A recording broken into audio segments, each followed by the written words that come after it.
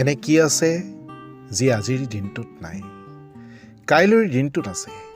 সেয়া হৈছে আশা, জীৱনত সুখী হোৱাৰ আশা, জীৱনত বিফলতাক সফলতালৈ পৰিৱৰ্তন কৰাৰ আশা। সুযোগ আজিও আছে, কাইলৈও আহিব, কিন্তু সময় ৰৈ নাথাকে। কাইলৈৰ দিনটোত আজিৰ সময়খিনি নাপাওঁ, কিন্তু আজিৰ দিনটোৰ পৰাজয়ৰ হতাশাবোৰ কাইলৈ নিবিচাৰোঁ। আজিৰ বিফলতাবোৰ কাইলৈ নাপাওঁ, সেই আশা, সেই সপোন দি থকত তেতিয়াহে পূৰ্ণ হয়, য'ত আত্মবিশ্বাস গভীৰ হয়। সেই সপোনক বাস্তৱত পৰিণত কৰাই আমাৰ লক্ষ্য হওক। সপোনবোৰে দেও কাগজক, পৰাজয়বোৰ জয়লৈ পৰিৱৰ্তন হওক, ইচ্ছাবোৰ পূৰ্ণ হওক, সুখবোৰ ভৰি পৰক আমাৰ সকলোৰে জীৱনত।